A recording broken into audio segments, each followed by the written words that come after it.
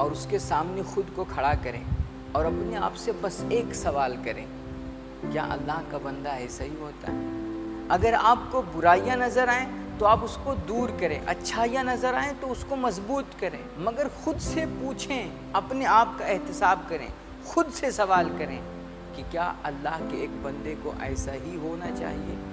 اپنے آپ کو پہلے اللہ کا بندہ تصور کریں۔ یاد رکھیں، اللہ کا بندہ ہونا نا، یہ انسان کا سب سے بڑا شرف ہے، سب سے بڑی عظمت ہے۔ آپ نماز میں تشہد میں جب بیٹھ کر کے اتحیات پڑھتے ہیں نا، اس میں آپ حضور صلی اللہ تعالیٰ علیہ وسلم کی سب سے پہلی اور سب سے بڑی عظمت جس کا آپ اعتراف کرتے ہیں وہ آپ کی عبدیت ہے۔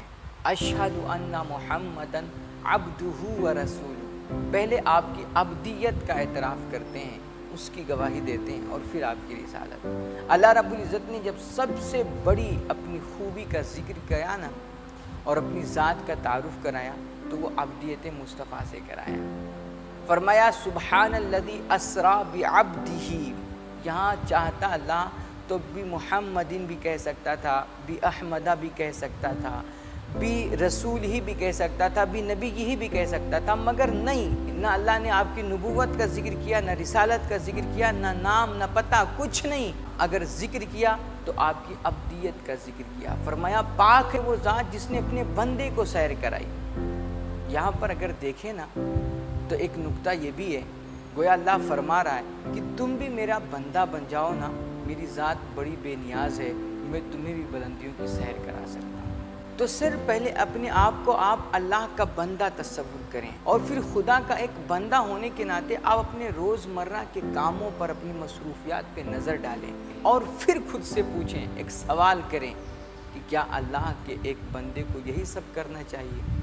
اللہ کے ایک بندے کے کرنے کے یہی کام رہ گئے ہیں؟ آپ کچھ بھی کریں، ٹی وی دیکھیں، سیریل دیکھیں، ڈرامہ دیکھیں، چوراہوں پہ بیٹھیں، ہوٹلوں پہ بیٹھیں، گیم کھیلیں، لوڈو کھیلیں، یا آپ دوستوں کے درمیان ہوں، آپ تنہائی میں ہوں، اکیلے ہوں، کہیں بھی ہوں، کچھ بھی کر رہے ہوں نا، مگر اپنے آپ سے ایک مرتبہ یہ سوال ضرور کر لیا کریں کہ کیا اللہ کے ایک بندے کے کرنے کے یہی کام رہ گئے ہیں؟ کیا ہمیں یوں ہی اپنی زندگی گزارنے کے لیے پیدا کیا گیا ہے؟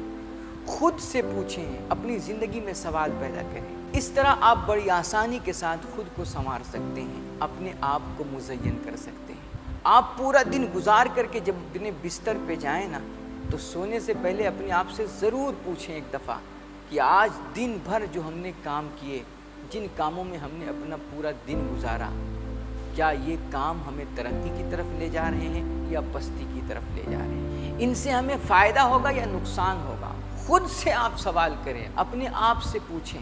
کوئی دوسرا آپ کو آئینہ دکھائے گا تو آپ کو برا لگے گا، اس لیے آپ اپنے آپ کو خود آئینہ دکھائیں، اپنے آپ سے خود سوال کریں، خود سے پوچھیں کہ کیا ایک اللہ کے بندے کو ایسا ہی ہونا چاہیے؟ کیا ایک مسلمان اسی طرح ہوتا ہے؟ میرے نبی صلی اللہ تعالیٰ علیہ وآلہ وسلم نے ایک دفعہ صحابہ کرام سے سوال کیا کہ کیا تمہیں معلوم ہے کہ ایک سچا مسلمان کیسا ہوتا ہے؟ صحابہ نے عرض کیا رسول اللہ آپ ہی بتائیں، ایک سچا مسلمان کیسا ہوتا ہے؟ میرے نبی نے فرمایا سچا مسلمان وہ ہوتا ہے جس کی زبان اور ہاتھ سے دوسرے لوگ محفوظ رہیں، دوسرے مسلمان محفوظ رہیں۔ اب اس حدیث کی روشنی میں آپ خود سے سوال کیجئے، کیا ہماری زبان اور ہاتھ سے دوسرے مسلمان محفوظ ہیں؟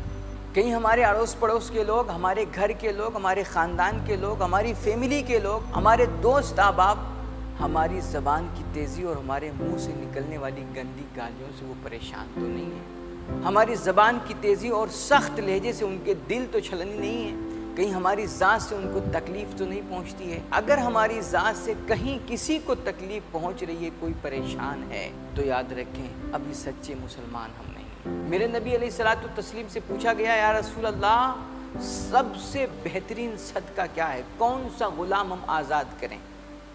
تو میرے نبی نے فرمایا وہ غلام جو سب سے زیادہ قیمتی ہو اور اپنے مالک کی نظر میں محبوب و پسندیدہ ہو، وہ غلام آزاد کرنا سب سے بہتر ہے۔ اسے اللہ کے لیے آزاد کر دینا یہ اللہ کو بہت محبوب ہے۔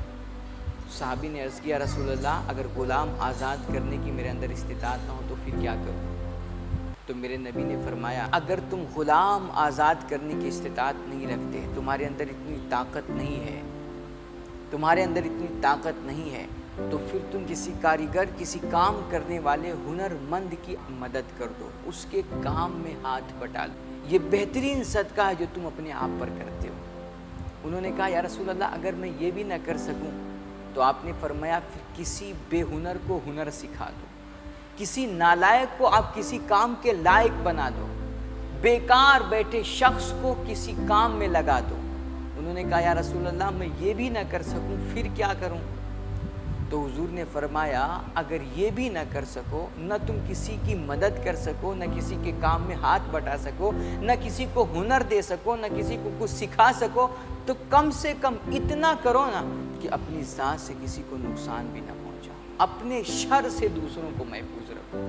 اگر کسی کے کام نہ آ سکو تو کسی کا نقصان بھی نہ کرو، اگر کسی کا بھلا کر سکتے ہو تو کرو، نہیں تو پھر نقصان بھی نہ کرو، کسی کو تکلیف بھی نہ پہنچاؤ۔ اگر کسی کو خوشی نہیں دے سکتے تو اسے غم بھی نہ دو، اگر کسی کے کام نہیں آ سکتے تو اس کا کام بگاڑو بھی مت، اگر کسی کو فائدہ نہیں پہنچا سکتے تو نقصان بھی نہ پہنچاؤ، اگر کسی کی زندگی میں آسانی نہیں پیدا کر سکتے تو اس کی زندگی کو جہنم بھی نہ بناؤ۔